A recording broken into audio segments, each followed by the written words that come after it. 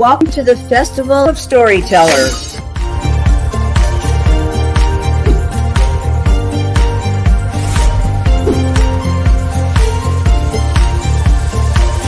I thank everybody that's involved with this process because we know writers need readers and writers need publishers.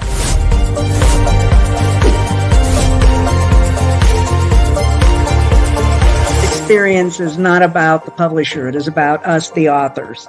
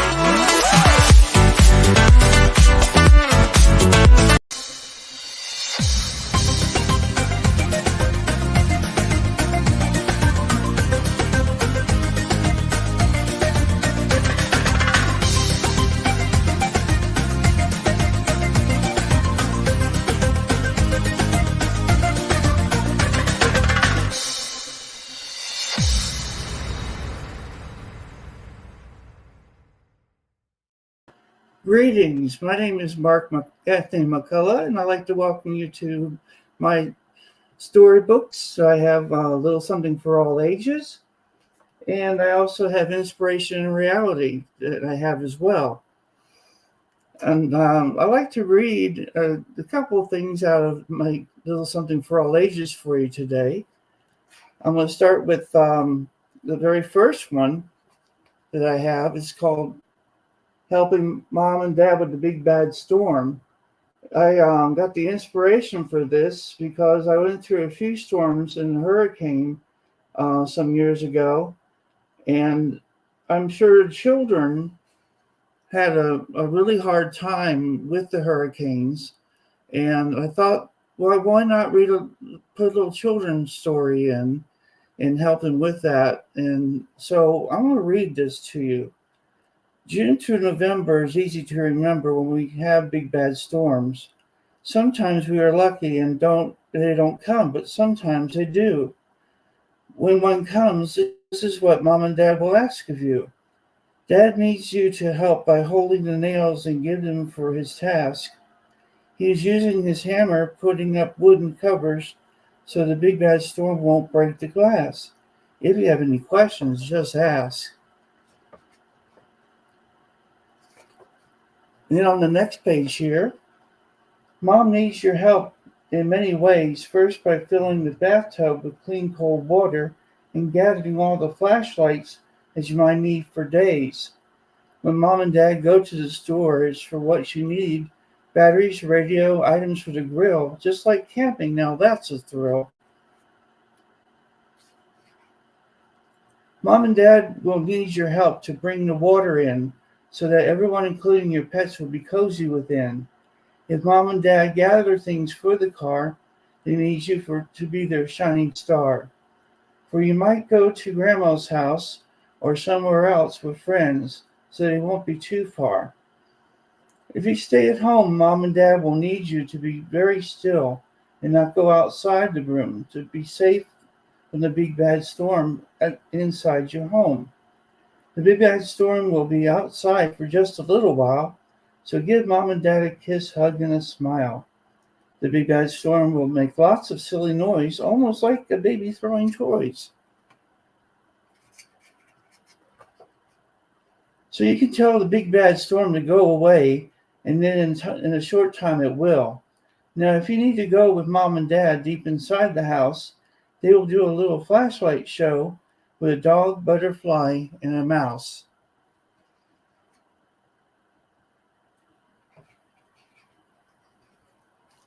If you get sleepy, it's okay to do, for Mom and Dad are safe with you. When this big bad storm disappears and it's gone away, it'll be a happy day.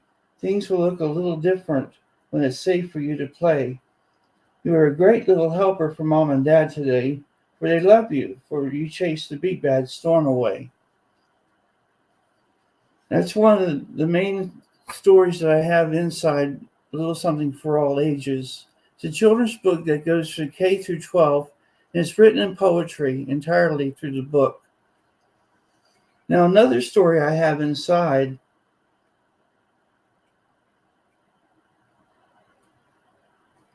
is the love and respect of older people.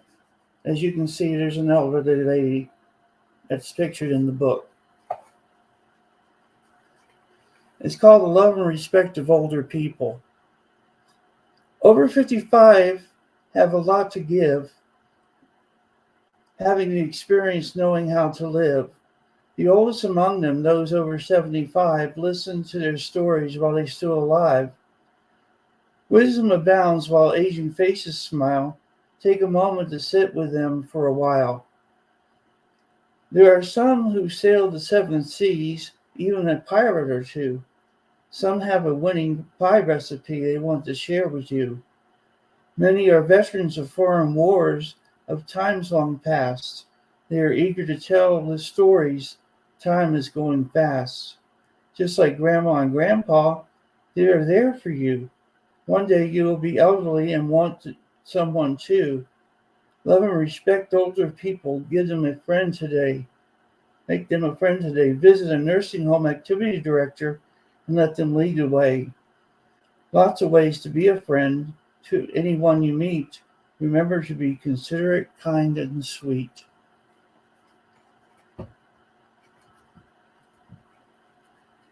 Now, there's lots of other stories in here. The one that I really like, and it goes in the grade level of 12th grade, and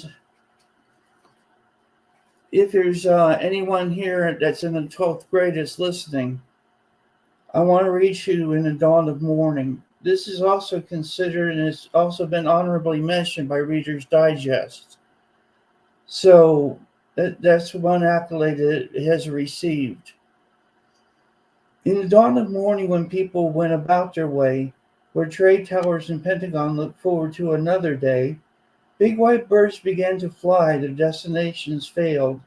4 in all were ruthlessly taken as the first trade tower was impaled. America abruptly awoke from its slumber, believing it to be a crash, until the second plane shot through as fire and steel began to slash. Many thousands of heroes were shaken, feeling an earthquake at their feet, as smoke and fire overtook their nostrils and souls fell underneath concrete. Many met God at that instant, and many shortly thereafter, as both towers began to bend and heat weakened each rafter. Millions watched in horror, helpless in every way, as the third plane crashed into the Pentagon that dark and sickening day. This is referring to 9/11, by the way. Cell phones rang as loved ones said their final goodbye, their destinations doomed knowing that they were about to die. As one flight missed its mark, as courageous citizens began to shield, sacrificing their honored lives in a rural Pennsylvania field. America, oh America, it's time to take a stand. Pray for recovery and healing of our land. Survivors began to escape in any way they could, as kind citizens began to rescue, as goodness to humanity should. No one wants to know the additional horror that was yet to be when the first tower began to implode as people tried to flee. Breathing became hell for those who had survived, as being first to hospitals by the divine providence arrived. Imagine thoughts and prayers inside a neighboring tower of what was become of them within their final hour. Day turned to night as dust began to flow, as innocence was overtaken and casualties began to grow. Firefighters and officers, fallen heroes, hundreds in all, gave their lives so that others may live as the next tower began to fall. America, oh America, it's time to take our stand. Pray now for recovery and healing of our land. The world became united as day drew nigh, extending open arms and strong shoulders on which to cry. Citizens of two great countries began to toil upon massive degree, a testament to terrorists that America will always be free. Shock runs real even to this day as we look toward morning skies, as Americans wipe all tears with bold vision in their eyes. Some say it's another Pearl Harbor, some say a lot more. Rest assured, America stands as a beacon from shore to shore. Our courageous workers with toil and sweat will one day cease.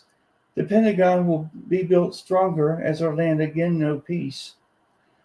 Give pause to your family and friends you adore, for America will always have liberty giving refuge to the poor. Many thousands give their all, for them we will fight, so that America's children will never succumb again to this dark and evil plight. Sacrifices are always made for the sake of common good, just as soldiers of battlefields past fell bravely where they stood. America, oh America, great phoenix rising from ash and sand, your zenith is yet to be. God bless all in this great land. Justice will prevail and God will guide the way, to always be mindful to help others each and every day. Victory will always be ours, America. It is constant and secure, as ships, troops, planes, and prayers guide us to endure. This is for angelic heroes, great and ever small. America is the greatest and will always stand tall. Generations will come and go, though history will ring true, never forgetting the dawn of morning that is now a part of you. This I wrote the afternoon of 9/11, all those years ago. I saw that and it inspired me to write this poem. Now, I also like to share a few other things, but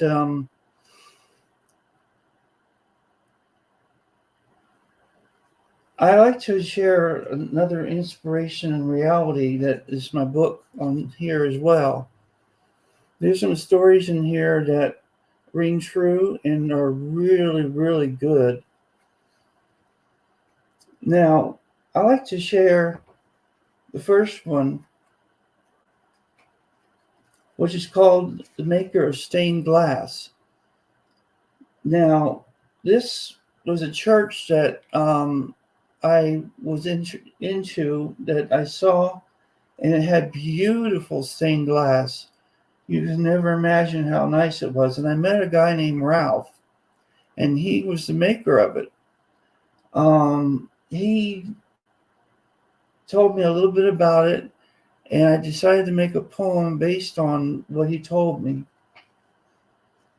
Whether shown through sunbeams or inside a night with lighted glass, 7 years in the making by a modest and tender soul who worshipped with talent that only God could bestow.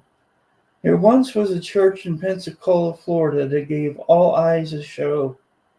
Sometimes it was hard to listen to a sermon when surrounded by such inspirational beauty.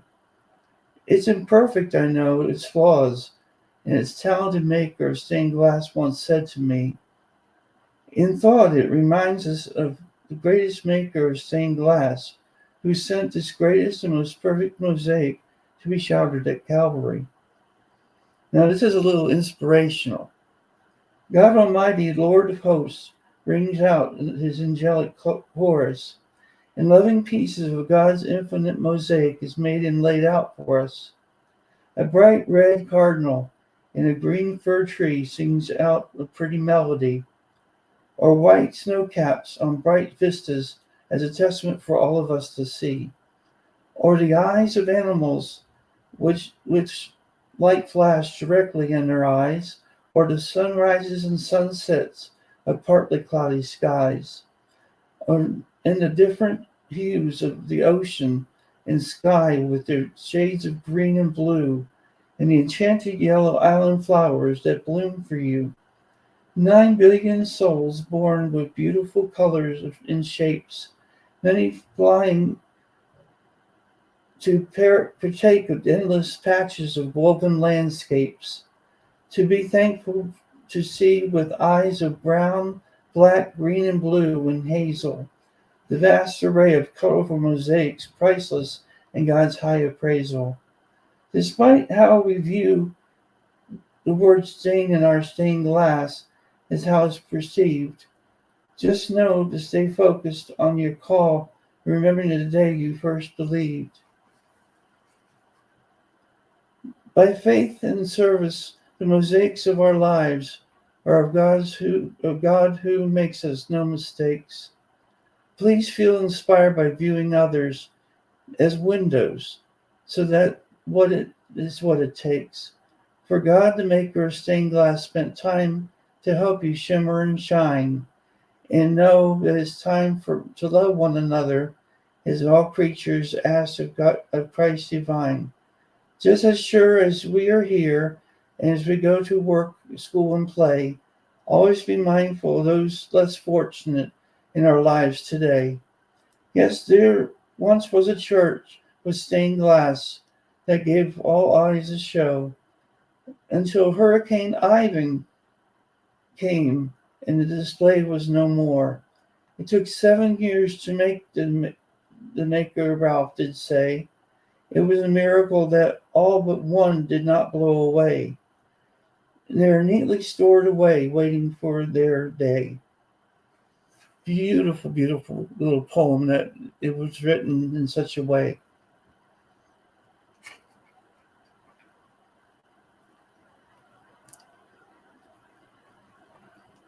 Now, the question is, what is your writing process like? My writing process is a matter of helpful thought, it's deep thought, and taking sometimes hours or even days and weeks to process my thoughts and to put it down on paper. Sometimes I even write my poems within minutes. It's just amazing what the thought process comes and how it portrays it on paper. So that's the answer to that question, how your writing process is like. That's from Julia Valentina. Thank you, Julia.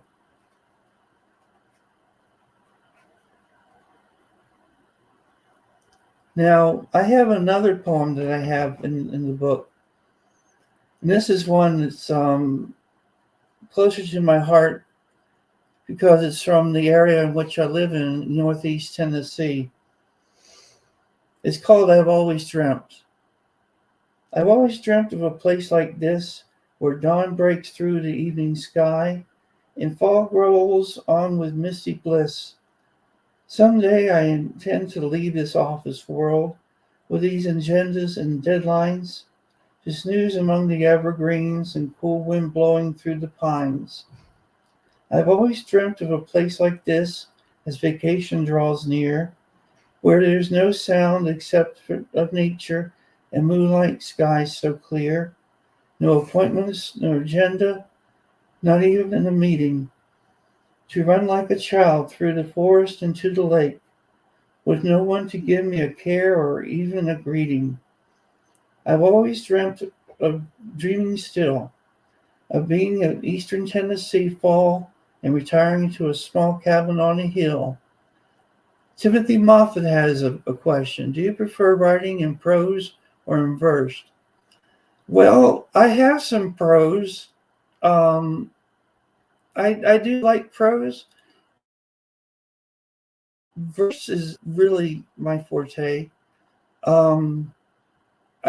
It's the way I grew up listening to my relatives and friends. So yes, verse is my forte. I do have some prose, but yeah, verse is my forte, Timothy. Thank you for that question. Elizabeth Schultz, I'm sorry. It's amazing how you can write about anything to cover such a wide range of concepts as an author. It's amazing. Thank you so much, Elizabeth Schultz, for that. Now, ongoing, I've always dreamt of bluegrass music and the smell of apple pies, where people live forever and happy and simple lives.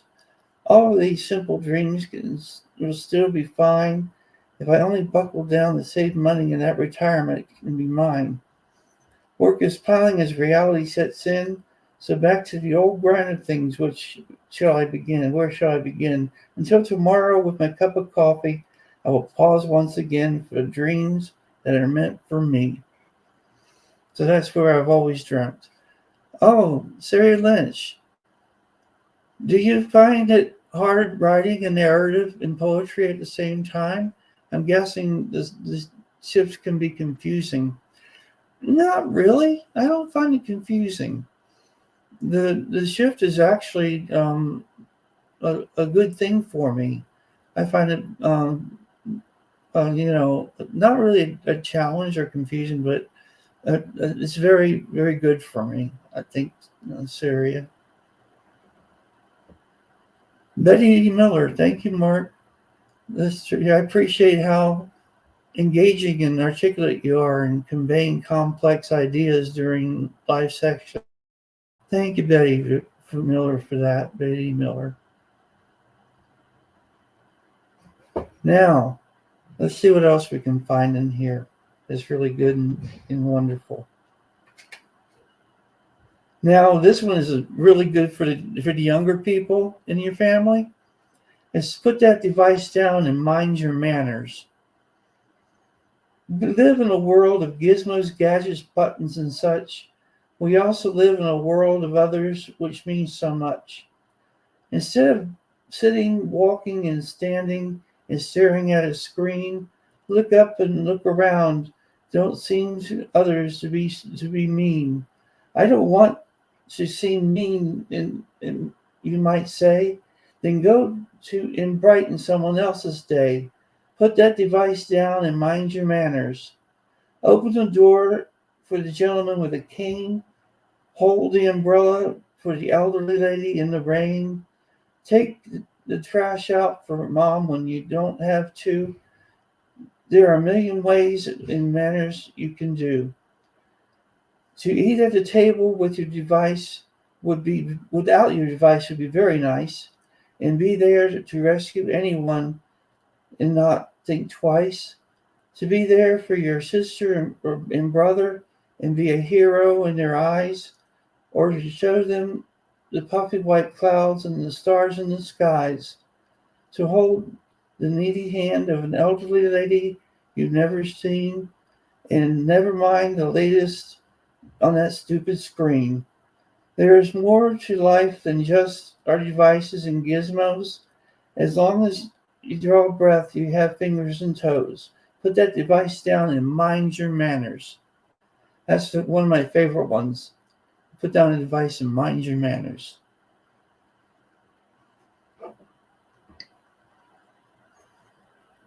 Now on page 42 of my book, I have one that was an interview of two pilots. And I don't know if you have ever heard about these two pilots, but these two pilots were deployed to take down Flight 93 during 9/11. They didn't want them to strike the Pentagon during Flight 9/11. So I'm going to read this to you and you'll get the idea. When Flight 93 was in the air on Flight 9/11 that dark and sickening day, there was a secret mission no one knew about that was on its way. Two brave jet fighter pilots, one man, one woman, had a job to do. They were to go without missiles to get Flight 93 in view. Theirs was a mission of no return to take down the plane before reaching its destination. One was to strike the nose, the other the tail. A selfless act of kamikaze for our nation. Unknown to them in their flight, there was a brave souls of Flight 93 began to shield, ending their honored lives in a rural Pennsylvania field.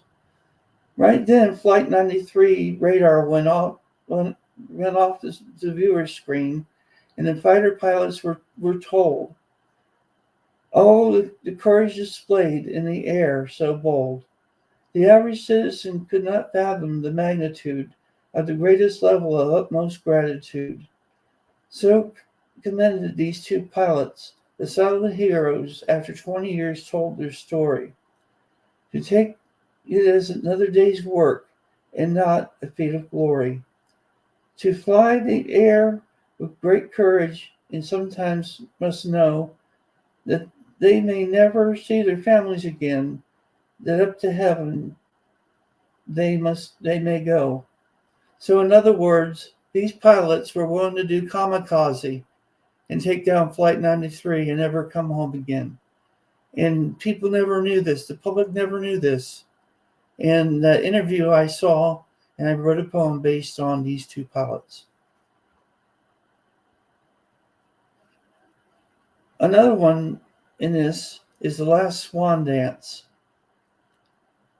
And this is about a swan, and it's the last of its breed. In a misty lake far away, high in the mountains above the oil spills, even above the congested, overcrowded vistas and hills, a beautiful swan escaped in the polluted clouds below, the beaming rays of sunshine and pure white snow. Her majestic wings flutter in and out, in and out. Her ritualistic dance in a trance, which goes out and about. Her neck so white, so long, so and slender, her eye and beak so dark. Oh, J.P. Appella, I agree with the need to talk or interact with people around us instead of focusing on our gadgets, especially during meals. You got that right.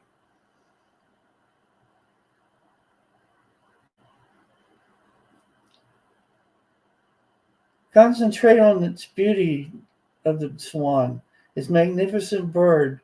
She is the last of her kind. We just got word. Soon she will join the others in the next winter breeze. For someone far below, she developed their fatal disease. But for now she moves around with grace and ease.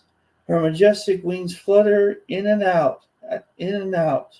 Her ritualistic dance in a trance which goes out and about.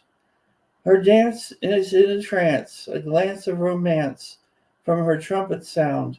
Her call goes unanswered as she joyfully meanders around. No longer can she fly, for she is about to die, and leaves her humanely. To remember her and what kind she used to be, so proud, majestically. Her neck is white, so long and slender, her eyes and beak so dark. Her swan, this is her swan, her last dance.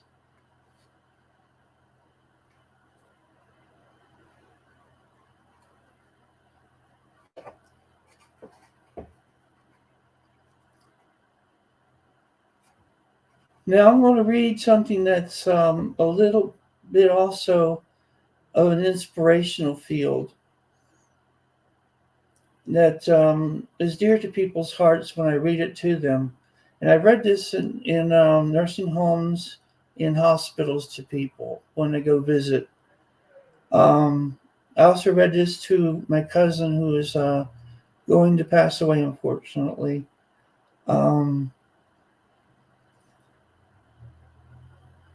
From Betty D. Miller. I'm always impressed by your adept storytelling skills, weaving together information seamlessly in each live session. Thank you for that, Betty D. Miller. I appreciate that. That is called Thou Art With Me.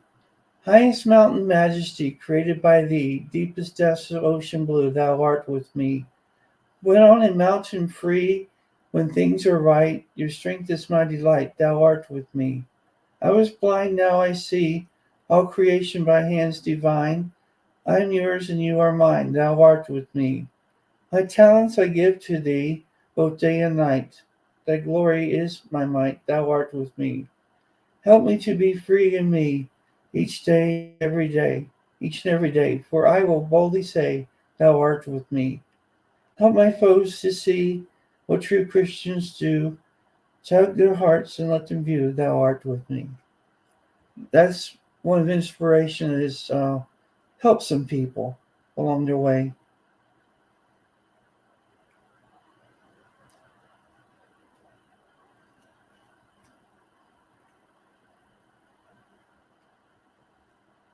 Now, this is another one that is close to where I used to live.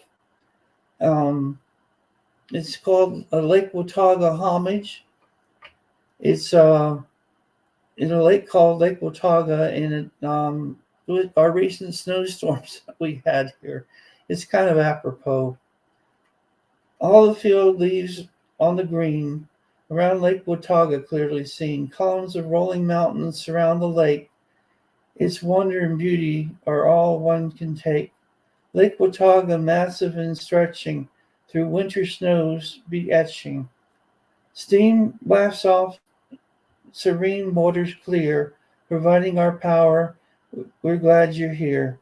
Highway 67 flanking the right, with it will always be a hiker's delight.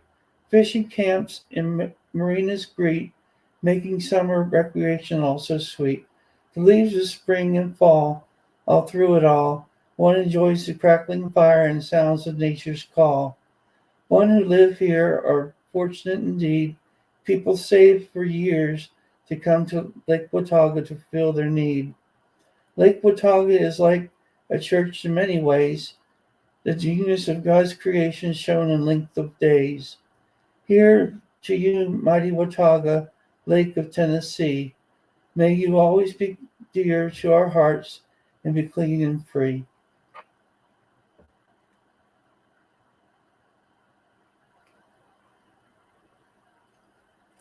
Let's see here. I'm going to think about doing a Christmas one for you since Christmas wasn't long ago.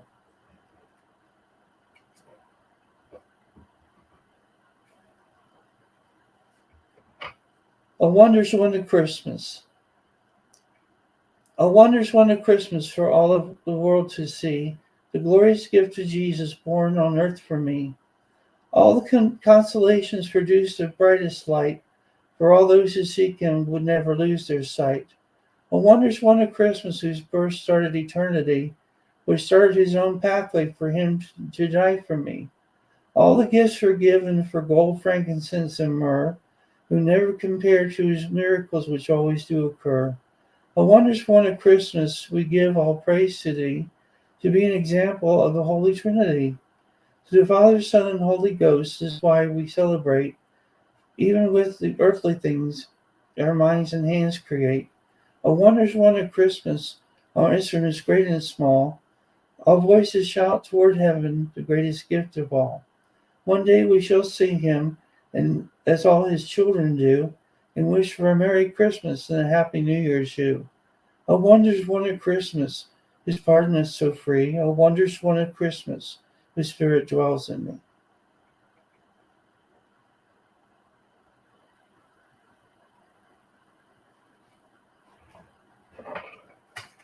Now I'm going to go back to a little something for all ages. And I'm going to read another story in here.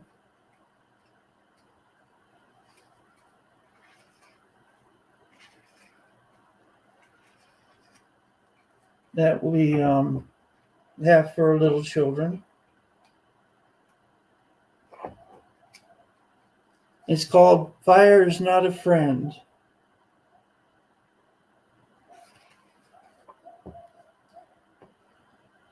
Fire is not a friend. Fire is for adult supervision, for heating and for cooking.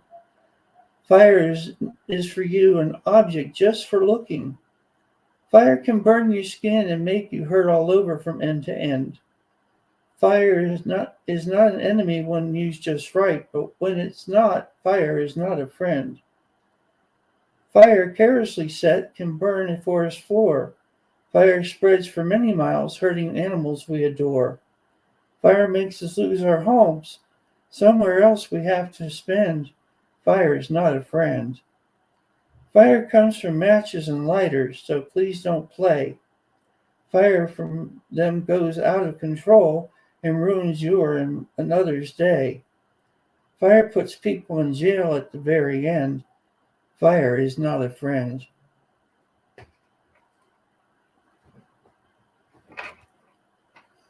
Now, I have a story in here also. This will be for junior high and high school level, but it can also be for adults. Now, you say Bush and Gore, you think about the 2000 election. Oh no, how could that be anything for poetry or for anybody for high school level or so forth? But the way I put it, is extremely comedic like in a way. So I'll read it to you and let you be the judge, but I'm going to read it to you in a unique way. Here's the people gathering up and saying, we want Gore for president. Bush is our president. We vote for Bush. But listen to this. Who would have known as millions watched what voting had in store? A dilemma had occurred. Would it be George W. Bush or Vice President Gore? The media raced faster than the results with Florida's Palm Beach at war, saying it couldn't be George W. Bush, it had to be Albert Gore. The popular vote for Gore by more than 300,000 in score. With aging electoral college unclear, the fate of Florida's 25 electoral votes all but a smear.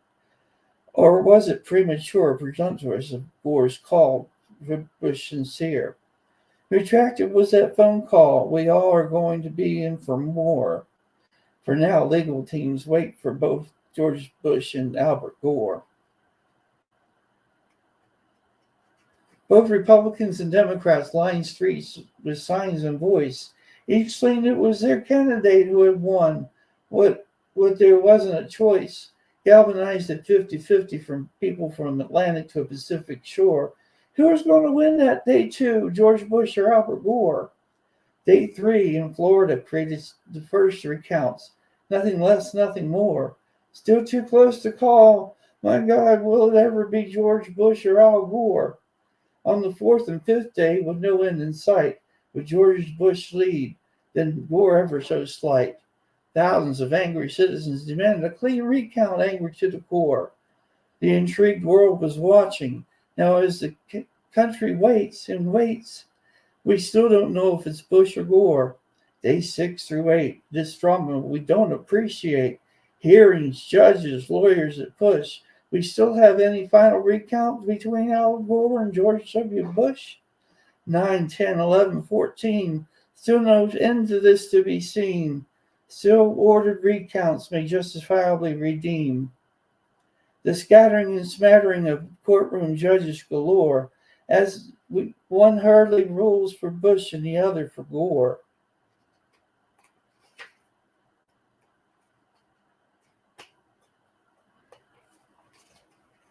Jesse Jackson brings to us the attention of minority voters' plight.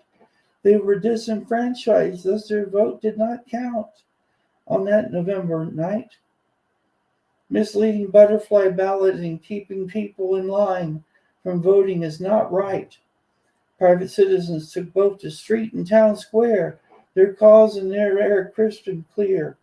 Both Republicans and Democrats on both sides, both who caused the cause sincere. Finally, the judgment of the 9 kept all in line. It barely went for George W. Bush. Yes, there was quite a bit of history in 2000 on that strange election month called November. Alas, we all know that America has and will overcome a lot more. And this we must always remember.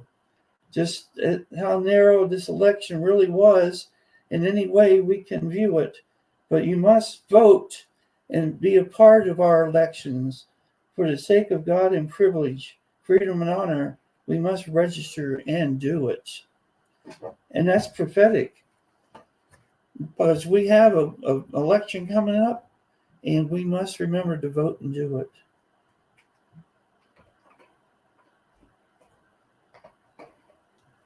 Now, going back to my other book, Inspiration and Reality, I'm going to read some more from it.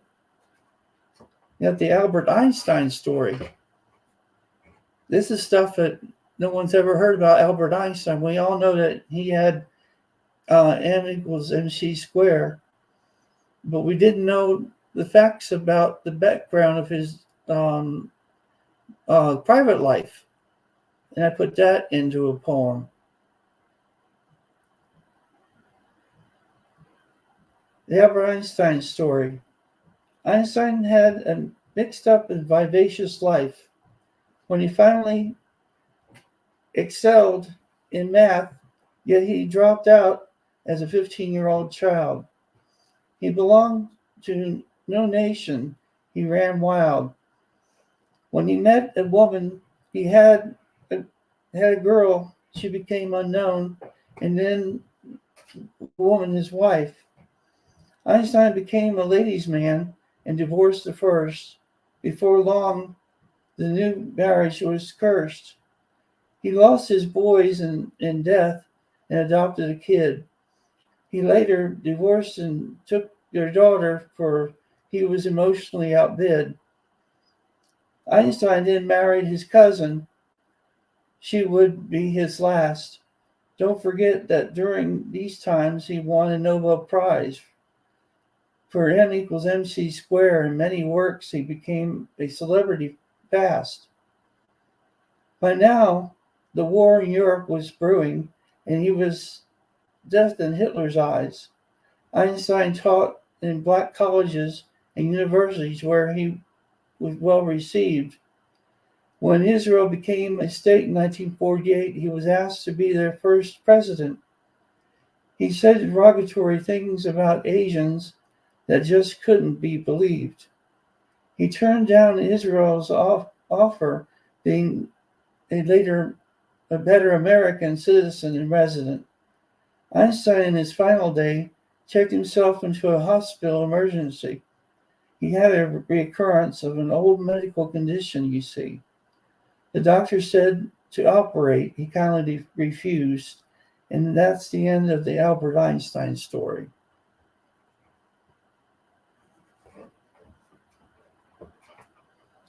So that was some things that the public didn't know about Albert Einstein.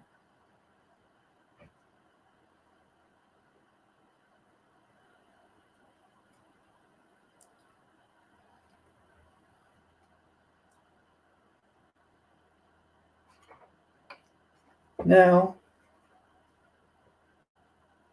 we're going to look through and look at a couple other things in here that might be interesting.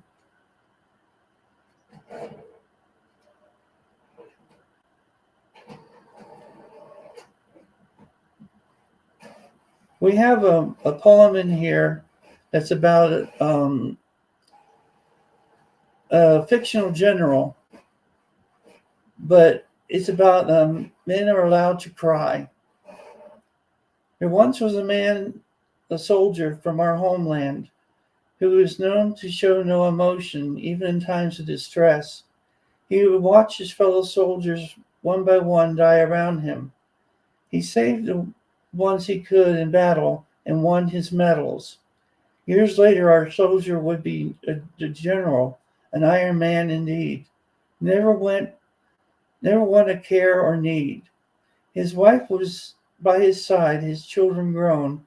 Lost his own son in battle, still no emotion shown. As years go by, our general began to crack. His physical, mental, and health doctors track. Depression, ulcers, heart, and lungs from smoking. Stress from his final years of work kept his fires choking.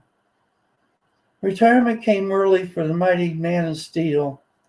All of U.S. military brass in Washington toasted him, also surreal. People urged him to be president. He kindly put that down. Soon the hoopla ended and was yesterday's news in this busy town. Now he faced the biggest battle of all his mortality, CAT scan and knife.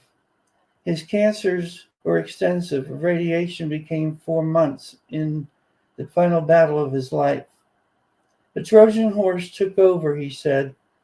As he looked at his wife, tears swelled up in his eyes.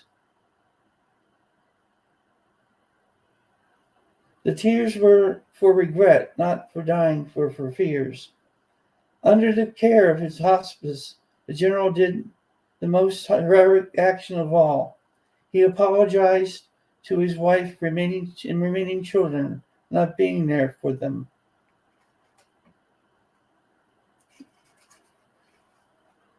He told them that he truly loved them for the bottom of his heart. There were tears shed by all for the first time in his adult life felt free. Then he asked for a priest to remember his choir boy prayers. He came back to his God with tears.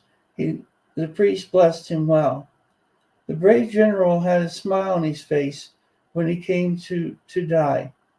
The soldier was rescued from his hell. The moral of the story is one can live longer and be stronger when men are allowed to cry. So that is basically for those that think that they can hold tears in their or can not let their emotions go. That people should be allowed to cry. Then I have another one called When Will It End? When will it end, my friend? When will it end? Fire hoses and fighting dogs, the jeering of hateful people, a black man who can't even go for a jog. When will it end, my brother? When will it end? Bullet holes in black men's backs, school shootings, horrific treatment of mentally ill, unspeakable crimes in a synagogue and mosque, Asians being attacked in subways, Mexican Hispanics being horsewhipped at the border. Courageous one and all, oh to humanity. Hundreds of years have come and gone, is taught to our young. Hang them high from the tallest tree for crimes they haven't done.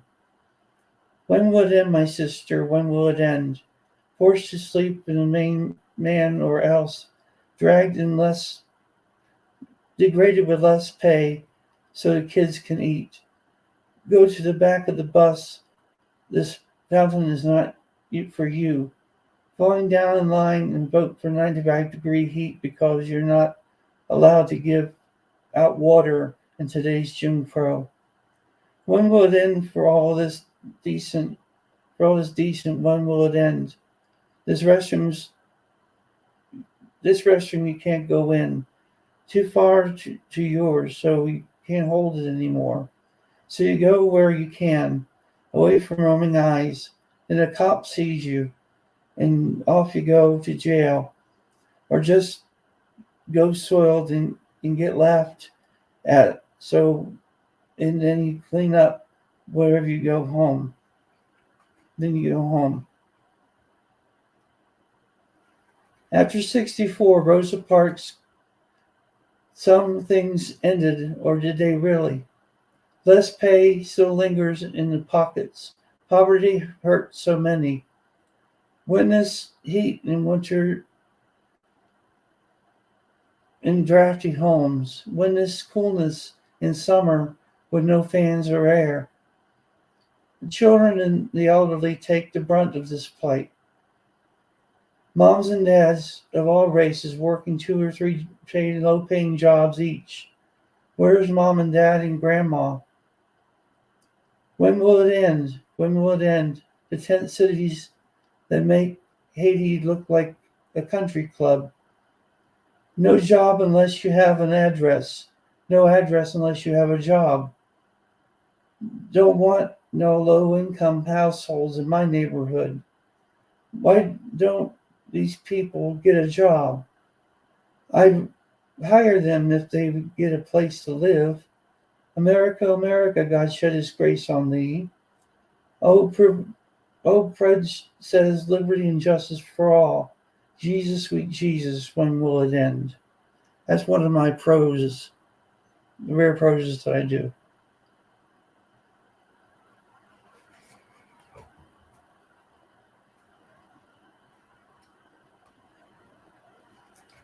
Now, a little bit of a light one is called The Haunting of Sarah Blue. Words can't describe the horror due when the haunting of Sarah Blue. Some say it wasn't true, the relentless taunting of Sarah Blue. She could see what no one else could. She was chased from where she stood. She could hear the sounds of voices that influenced all her choices.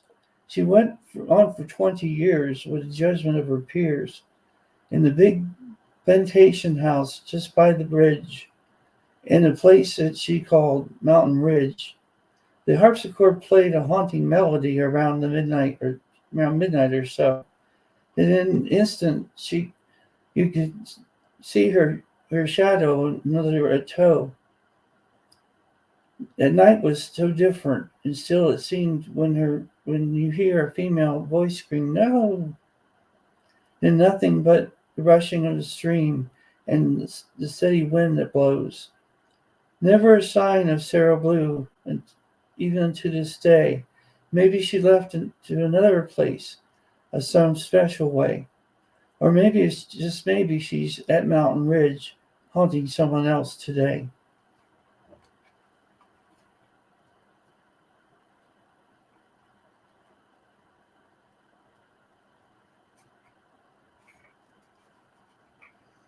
Now, this is a story that I have in here. It's called A House Without Holiday Lights. It's really cute, and it's about 3 pages, but it's really neat. There's once a town called Anywhere where people loved to stare, but there was Christmas lights everywhere, and all houses and buildings were decorated with care. There were lights on the walls, lights on the roof, lights around the windows, lights on the eaves, lights on the ground and poles, every nook and cranny, except for one, Happy Lane 2021. Eyesore of Anywhere. They don't care. They have no cheer. They don't. Do they live here? The citizens of Anywhere organized a petition based on the house's condition, though the nice, just without lights. But who had the heart to put it to fruition? They put our money together and evict them out to make a Christmas house without a doubt. We would cut a check they can't refuse. The present, a nice fruit basket, so they will choose this poor house without holiday lights. Not the best for anyone's eyesights. Not one string was strung, not one wreath was hung. It's dark and forbidding, much like people of Anywhere. For any way you look at it, assumption of a liar snare. A mayor's little girl dressed in red and green, with news cameras rolling, wanted the presentation scene, with gift basket in tow. She hung a sprig of mistletoe and knocked at the door. The door opened, for it was ajar. A feeble voice sounded, "Come in, I know who you are. I am watching this on television," the old lady said, as she managed to grab her walker and walk from her bed.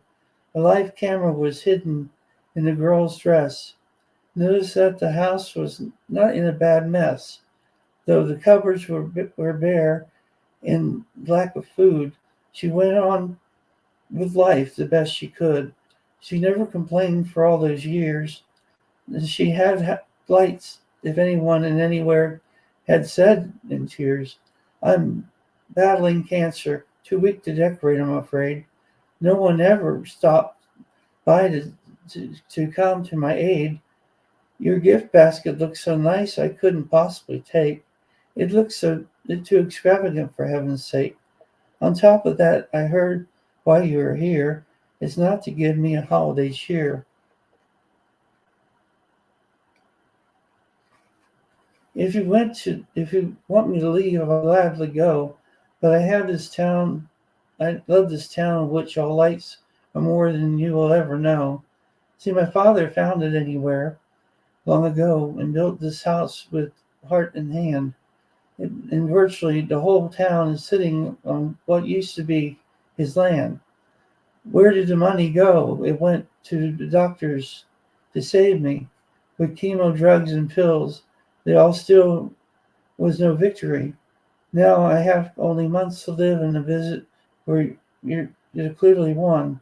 Nobody cared to come or knock at my door to check on me, to be neighborly.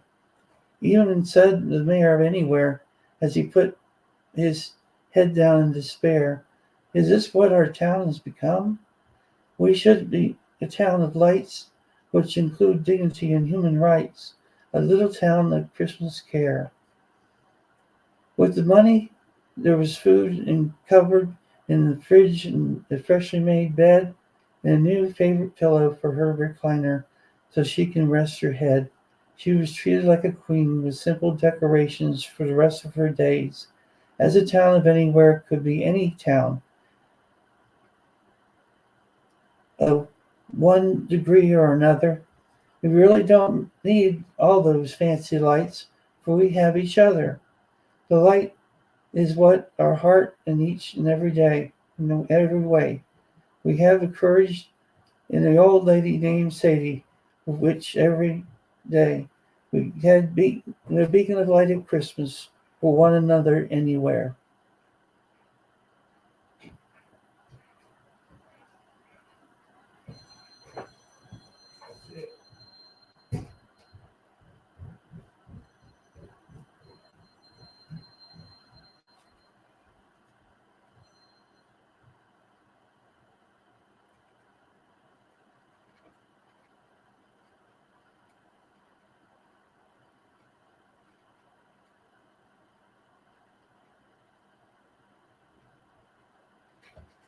I guess we wrap it up. Have a good day.